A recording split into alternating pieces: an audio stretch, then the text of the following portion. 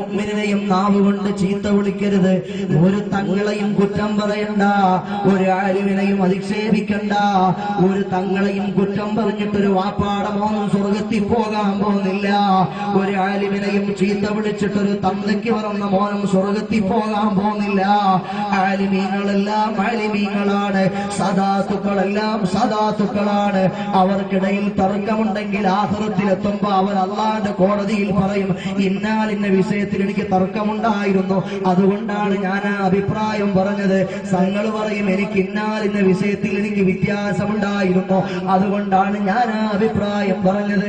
അവരവരുടെ ന്യായങ്ങൾ അല്ലാഹുവിന്റെ കോടതിയിൽ ബോധിപ്പിച്ച് അവരൊക്കെ അങ്ങ് സ്വർഗത്തിൽ പോകും. കാരണം അവരൊക്കെ തഹജ്ജുദ് നിസ്കരിക്കുന്നവരാ, അവർക്ക് സ്വകാര്യമായ ഇബാദത്തുള്ളവരാണ്. അവര് നിങ്ങൾ കാണുന്നത് പോലെയല്ല, തഅല്ലുമും തഅലീമും തദ്രീസും നടത്തുന്ന ആളുകളാണ്. അവർക്ക് അല്ലാഹുവിന്റെ അടുക്കൽ പദവിയുള്ള ആളുകളാണ്.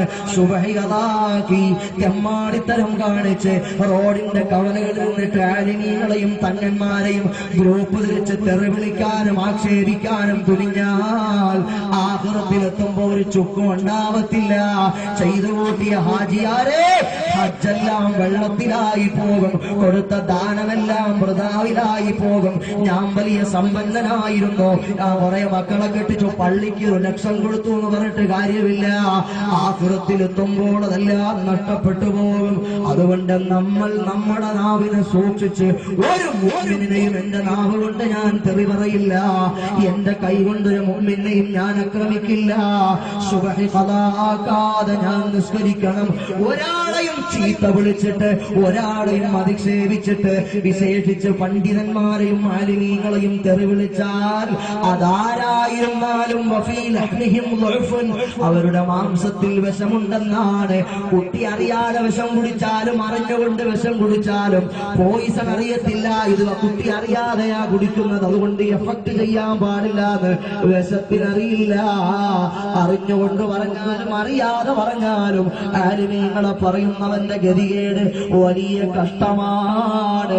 സദാത്തുക്കളെ തെറി പറയുന്നവന്മാരുടെ ഗതികേട് വലിയ അപകടമാണ്. ഇവിടെ സമ്പത്തുണ്ടാകും, ഇവിടെ ഐശ്വര്യമുണ്ടാകും, ഇവിടെ രാഷ്ട്രീയ സ്റ്റേജിൽ കയറുമ്പോ കൂടെ ഇരിക്കാൻ ആളുകളുണ്ടാകും, കൊടി പിടിക്കാനും മുദ്രാവാക്യം മുഴക്കാനും ആളുണ്ടാകും. കബറിൽ പോകുമ്പോ ഒരുത്തരും വരത്തില്ല, ഒരു ചീഫ് മിനിസ്റ്ററും വിളിക്കില്ല, ഒരു പ്രൈം മിനിസ്റ്ററും റിക്വസ്റ്റ് ചെയ്യത്തില്ല. കബറിൽ നമ്മൾ ഒറ്റയ്ക്ക് മാത്രമേ ഉണ്ടാവത്തുള്ളൂ. അതുകൊണ്ട് അവനവന്റെ ആഖിറം മെച്ചപ്പെടുത്താൻ, അവനവന്റെ സ്വകാര്യ ജീവിതം നന്നാക്കാൻ, അവനവന്റെ ഖബറിൽ രക്ഷപ്പെടാൻ ഒരുങ്ങി തയ്യാറായി അല്ലാഹുവിന് തൃപ്തിപ്പെട്ട് ഹബീബിന് പൊരുത്തപ്പെട്ട് ആലിമീങ്ങളെയും സദാത്തുക്കളുടെയും പൊരുത്തം വാങ്ങി അവരുടെ ഗുരുത്വമുള്ള നല്ലവരിൽ നല്ലവരായി ജീവിച്ച് നമുക്കങ്ങ് മടങ്ങിപ്പോകാം. അല്ലാഹു നമ്മളെ സ്വീകരിക്കുമാറാകട്ടെ. മുഅ്മിനീങ്ങളെ, എല്ലാ അർത്ഥത്തിലും അല്ലാഹുവിന് പൊരുത്തമുള്ള നല്ല അടിമകളായി നമ്മിൽ നിന്ന് അല്ലാഹു നമ്മളെ കബൂലാക്കുമാറാകട്ടെ.